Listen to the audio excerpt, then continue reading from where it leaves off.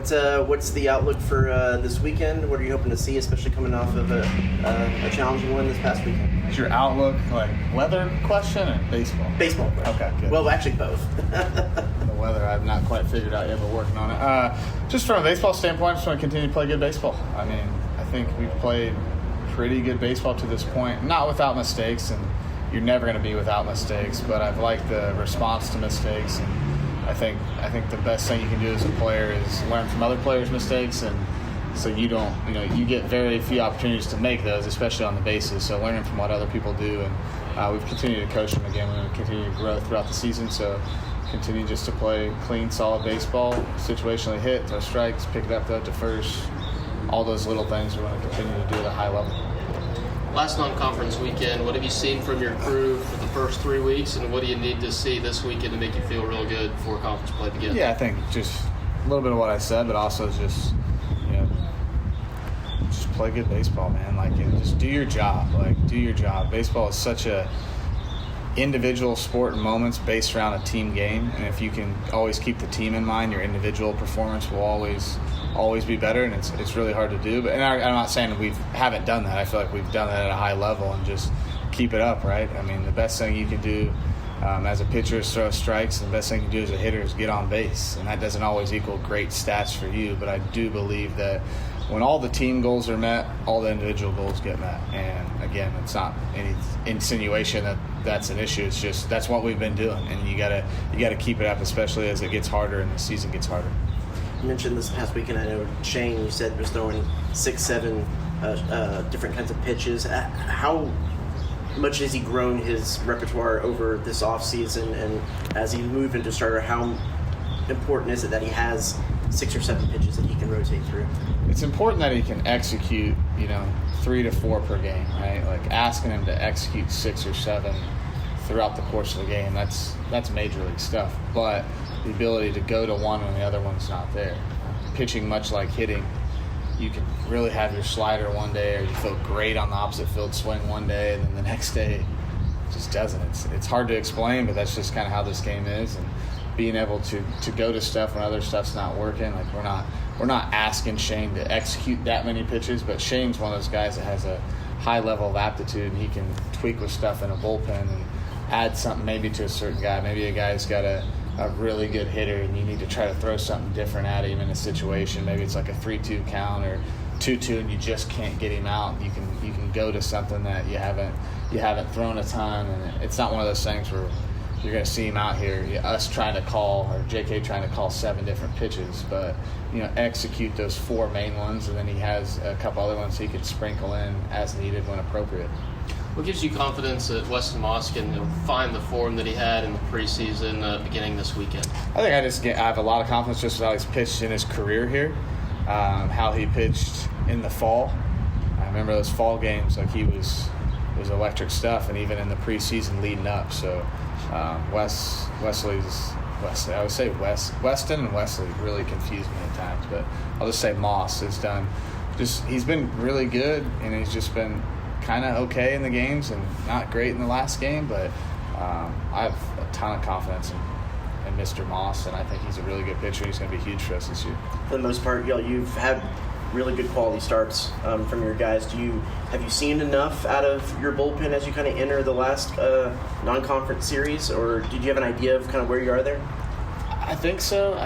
We haven't been tested a ton. I mean, we have in moments, but not a lot. But guys have done their jobs, starters have done their jobs. So I think we like that core group we have with, Juan, Fresh, Stewie, even Cole Hubert has a role on this team. But we want to continue to see more and more out of other guys, and those guys, your opportunities come, right? And the game is really what creates those opportunities, and it's just how it's been is how it's been. So, yeah, to this point, I mean, Darden's been put in, not to leave him out, he's been huge.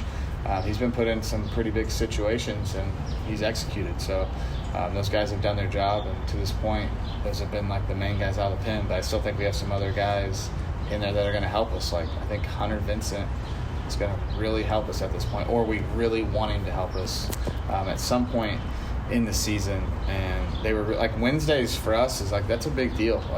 we had guys pitching that haven't pitched a lot. We get a ton of guys at bats that haven't got at bats. Like, that's a really, really big evaluation process. And I've seen guys pitch themselves onto travel rosters, onto Omaha rosters, into a weekend, or you got an at bat just because how your at bats were on that Wednesday. Your choice is to either treat it like a game or not. And those guys have all done an excellent job of really taking that, not seriously because they don't have a choice, but not to do that, but like really trying to compete and give themselves an opportunity. Speaking of competing, and with Chris Acopia not playing the last couple of weeks, what have you seen from guys like Ben Arroyo and Sawyer Farr and Travis Chestnut as that second base position's been open? Yeah, I think Sawyer's done a great job. I mean, I think Sawyer's had the biggest moments of our season so far, right? Like, just to go back to that Penn series, like he had his fingerprints all over it. He pinch ran and scored the run, and then he ties the game and then walks. So he's done awesome. I still think about, I talked about earlier with you, that play at Globe Life I thought was such a big play with one out and a runner on and only up by 3, and then even the play he made in the Penn game. And then, Chestnut, I think he's hitting a little over 300 with a 450 plus or around there, 440 on base percentage. And he's just bringing him off the bench the other day to execute a bunt when we need to execute a bunt. So, all those guys are doing a really good job. And Ben's gotten in there a little bit. He's like, he got in. He had a moment the other day. He had sack fly opportunity or RB opportunity, and he got the job done. So all those guys have done, a really good job, and they can all run, which helps a lot. Sawyer's a little different because he's a switch hitter, have the left-handed bat. We don't have a ton of left-handed hitters. And then Chestnut obviously creates havoc on the bases. So they all bring something a little different. Like I think, Ben's obviously got some power in there. He can run. He's a good fielder. I know he had the play the other day, but Ben's a really good fielder.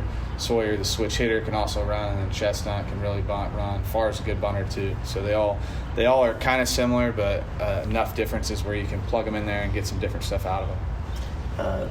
Brian Nelson has a long history of baseball here in the Brazos Valley. Yeah. How much do you know him? And I know it's a byproduct of just scheduling, but how cool is it to bring a guy back to one of his baseball homes?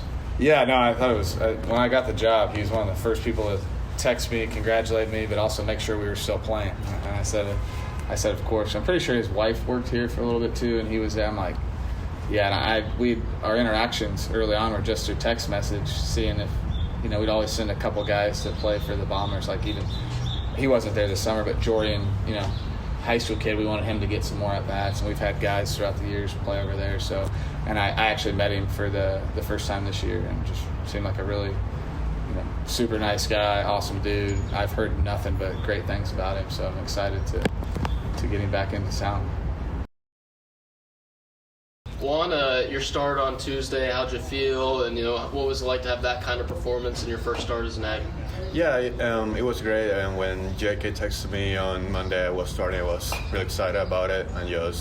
And nothing changes for us. Like we always say, just went out there, one pitch at a time, and do my job. What's the mentality as a reliever versus a starter? Nothing changes, like I mentioned. Just go out there and throw strikes. Strike 1, strike 2, put hitters away. Just one pitch at a time. Control what I can control. Can you kind of take us through kind of your pitch mix and just what's really been working well for you on the mound this season? Yeah, obviously going with the fastball, dominate the zone, get ahead of hitters, then cutter, slider. It's been working so far. Yeah. To go 3 innings, face the minimum. How do you build off of that to make sure you have similar success down the road? Yeah, just keep doing the same thing we've been doing. It's a great group. We have a great vibe down in the bullpen, and nothing changes. Just no matter who's the opponent, just keep doing what we do. In the weekend series, the starters have gotten a lot of quality starts. Do you feel like the battle is still kind of raging from the bullpen perspective on people still kind of fighting for roles with how few bullpen opportunities they've been? Well, to be honest, I think we don't care who starts or who ends the games. All we want to do is win. So if I start or Weston starts or whoever starts, we know that person's going to give it all for the team, and we're going to have a great chance to win. Going back to opening weekend, what was it like to see your former team on the other side? And what drew you to A&M from Tennessee Tech? So I had a good year last year at Tech, but I knew if I wanted to take my game to the next level, I needed to make a move. Then it was a no-brainer after I came on a visit this summer. I fall in love with the coaching staff, with the plays, and it's paying off. I think I made the right decision. And it was pretty cool to see my old teammates. I didn't get to pitch, but it was pretty cool. What has it been like working with Jason Kelly's UI development here at A&M? It's been great. I feel like we had a connection since day one when I met him, and I love how we do things. Just try to make it as simple as possible, and just worry about like what's going on at the mound. Just throw it down the middle and see what happens. What was maybe some of the biggest focus for you this off season, and just some of the things that you really worked on to have a position to be a key piece in this bullpen? Yeah, I spent a lot of time back home in Panama, so that's good for me. Spend time with my family and stuff. So, but I just try to put on some weight, get faster, stronger, all that stuff. And then the baseball stuff, we just came with the fall. It's just perfection, some things. That has been great. Early season before conference play kicks off. What have you guys seen from this team? What have you learned in the early going so far about your club? I think the main thing is like we never give up. And no matter who's the opponent, no matter who's at the box, we don't care. We just go out there and try to win the game. No matter what it takes, if it's 1-0 or if it's 10-0, we're going to go out and win the game. As a player with international roots, you excited for World Baseball Classic coming up? No doubt. I'll be tuning in. Hopefully Panama makes a good run in that group, but it'll be exciting. You found any restaurants with good Panama food that are around here? Not yet, but my teammates introduced me to this place called Sushi Masa. It's great. It's great. Good. Jorian, early in your college career, man, what's the comfort level like for you, and how has the first few games gone to allow you to feel even more comfortable in your shoes? Just working, like trying to mimic in-game speed at practice helps me a lot, and just like Coach Penny's really good at that. He'll take me in there in the batting cages, give me live ABs when I don't get many throughout the weekend or week. So it just really helps me stay like where I need to be in order to be ready to go into the game. What do you think has been the biggest adjustment you've had to make to this level? I would just say having an approach, like, and sticking to it, and just like staying comfortable throughout your every AB, no matter what the count is, and just being confident in yourself and trusting yourself. What was it about A&M that this was the place that you needed to be? I knew coming here you'd get the best of the best. So come here, I knew I'd have the best coaching and everything I need to become better. Because from where I was, I think I needed a lot of improvement and still do. So that's why I chose here. You guys have been in a lot of different game situations, close games, blowouts, losses.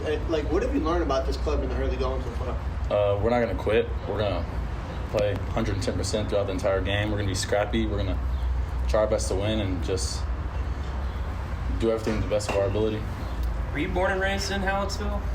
No, sir. Actually, I was born in Gonzales, and I moved to Hallettsville in 3rd grade. So, yeah. What was life like growing up in a couple of small Texas towns then? It was good. Everyone knew each other. Everyone was friends. I knew like my entire class. So it was fun. It was a good time. And just Friday night football is a small towns. It's pretty fun. So, yeah. Did you play football in high school? Yes, sir. What position did you play? I was a quarterback in high school. Okay. Yeah. Kind of checks out. Were you country boy too, being from Hallettsville and Gonzales? Just like I didn't do like all the crazy stuff, but I go fishing. I'd be out there, but that's about it. Yeah. Anything else? When did you kind of realize that baseball was something that you could maybe have a future in, and was something that you were really starting to see yourself progressing with? Honestly, the summer with Banditos, because I never knew where I was like at baseball level wise, and then that kind of just surprised me. Like I surprised myself, I guess, in a way, and like just everything happening over my junior year summer, or like going into my senior year, just kind of showed me like what if I just put my all into this. Then was that a club team out of Houston then? Yes, sir. Did you watch much Ryan Targach when he was here? No. Not too much, but I know every time he'd do something or the game was on, I'd watch in to see how he's doing. And every time, like from a small town, anytime you do something, it's always posted by everybody in the small town, so you always see it. How much was that another way to see what A&M had going on and know a little bit more about the program and seeing what he was able to do here? Just knowing as the guy he is, he's a great guy. Always hearing stuff as like I grew up around him, and it's like him, like basically being the 12th man here and showing like everyone, it just like kind of resembles like what Hallettsville's about, and I was like, I want to be a part of that. I mean, he's doing great, so yeah. Did you have any other A&M ties growing up, family, friends, that kind of thing? Not really. I know my aunt and uncle would always cut on the games. Like, this is their favorite team, so I guess that was pretty cool. Hallettsville's maroon too, aren't they? Yes, sir. You know, I guess too, just sorry, I'm blanking, but What are you looking for from your guys this weekend as y'all kind of finish up the non-conference slate and get close to that conference play? I would say just doing what we've been doing, giving it our all, and just going out there having fun and winning baseball games.